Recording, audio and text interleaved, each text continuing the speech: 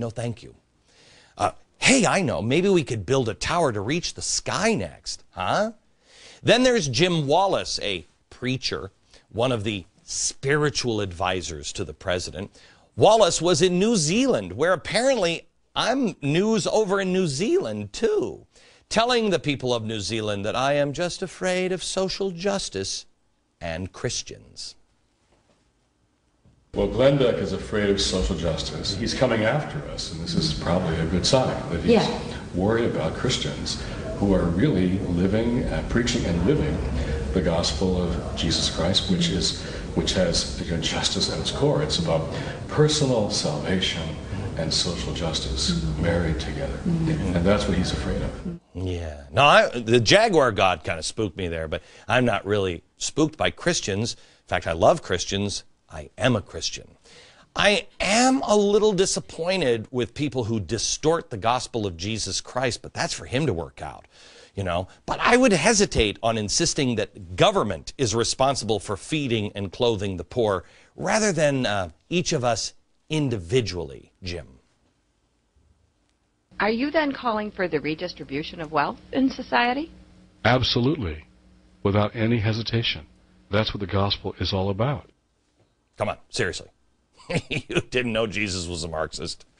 If you could show me a single passage in the King James Version of the Bible, and I only point that out because I don't know what, I mean, is there a Che version of the Bible, where Jesus empathetically states that Rome or any government power is supposed to see to those in need, not the individual, as in, you know, the story of the Good Samaritan, which I think I understand is up to the individual.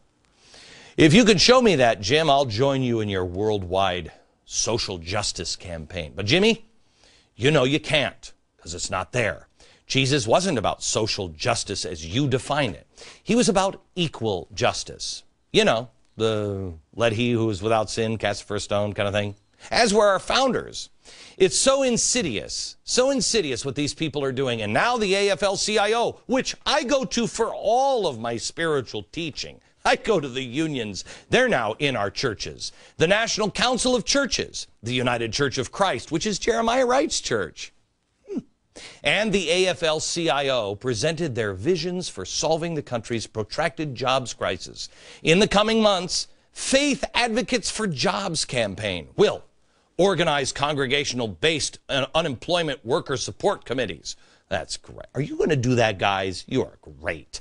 Advocate public policy initiatives to address the ongoing jobs crisis. Oh, so you can mix church and state. Fantastic. Then you can develop educational programs and resources in support of job creation and a restored economy. It's the AFL Organizing for Social Justice Dream Train. It's great. If I may, just call out the Black Robe Brigade here and the 912 Project and every Tea Party member that is within the sound of my voice. You must hear me. You must be active in your church. You must help those this Christmas and beyond Christmas who are right now unemployed. I have been unemployed for quite some time. I remember what it's like. It screws with you hard. There are people now making a play for the hearts of people who are vulnerable. Do not allow these people to be vulnerable. Embrace them because it is the Christian thing to do, not because you want some government program. We don't need an organization like the AFL-CIO to do it. We need our hearts to do it. Please reach out to those in need. Faith, hope, and charity. So, let's look at what we have here. We have the UN leaders in Cancun doing their part for faith, calling on the Jaguar goddess. Oh, I love that. We have presidential advisors distorting the message of Jesus. We have the AFL-CIO working with our churches, faith, and a president who believes in collective salvation. My individual salvation is not going to come about without a collective salvation for the country. My individual salvation rests on our collective salvation. Our individual salvation always depends on collective salvation. Individual salvation depends on collective salvation. Got it. He should talk to Jim Wallace, because Jim Wallace just said the opposite earlier. Look, I don't know who worships the jaguar goddess besides pagans and atheists, but there are people that are cloaking themselves as religious leaders. We need to fight it, but not with pitchforks or guns or torches or anything else that Claire McCaskill or Ronald Reagan Jr. or Van Jones might suggest, but with something much, much, much more powerful: our faith. The truth is a fire. Truth is the fire of God, and we will take you there next.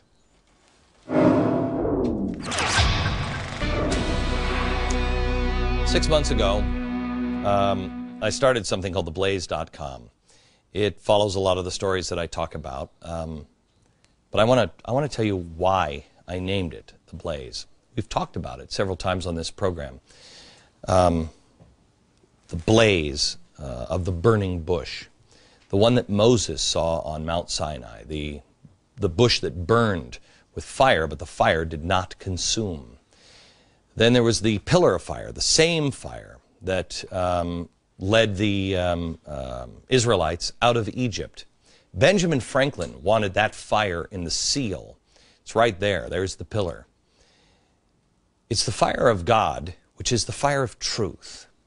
Not a lot of Americans know the story of the Great Seal, but the imagery for that seal was never used. It was suggested by Benjamin Franklin in August 76, but he chose the scene described in Exodus, where people were confronted by the Pharaoh, and they had God hold the Pharaoh back while they gained their freedom.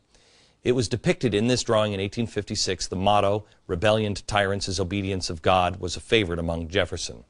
All throughout the scriptures, I've noticed, in the Old Testament, fire is used to represent God's truth.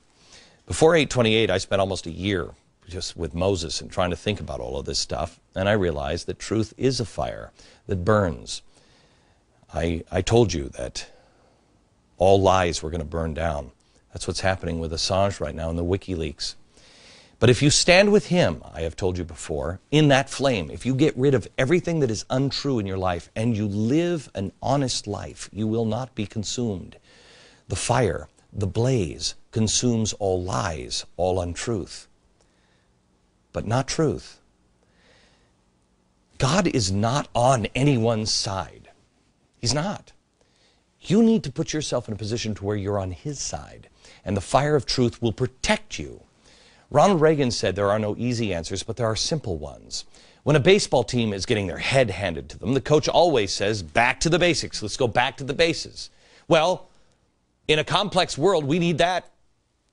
We think we need a complex answer, but we don't. We need to go back to the basics. Be part of the solution. You must know history. You must then search yourself inside and out. Purify yourself. What do you truly believe?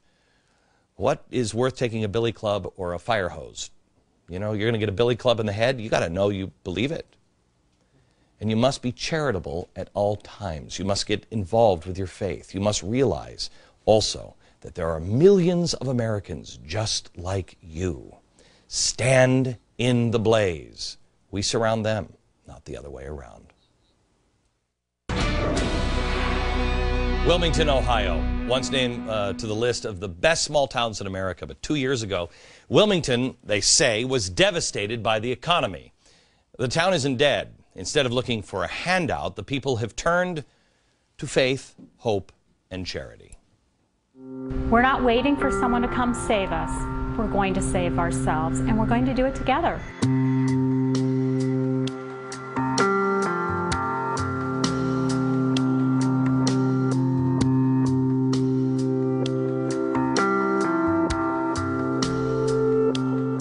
We've had our confidence in our government. We've had our confidence in our jobs.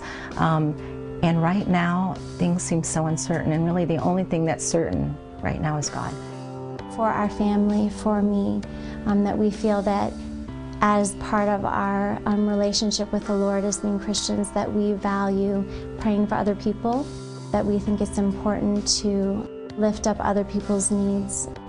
more than our own. I know God is hearing their prayers, but I think of nothing else. And it just encourages me and builds my faith, builds my family's faith. Will God not grant justice to his elect who are crying out day and night?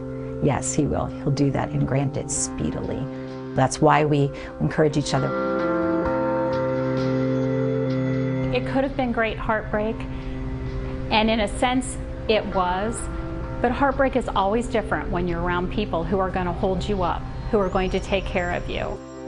In spite of everything that has happened, the situation with DHL packing up and leaving and all of that unemployment, we're going to be a stronger, better community 5 years from now than we were 5 years ago.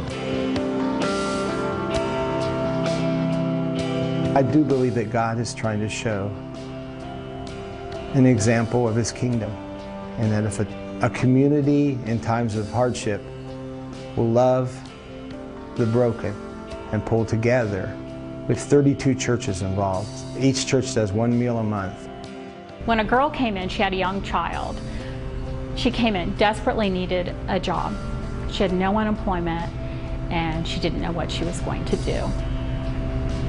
My front desk staff member said, I will cut my hours by this many. You can give them to that young girl and her child.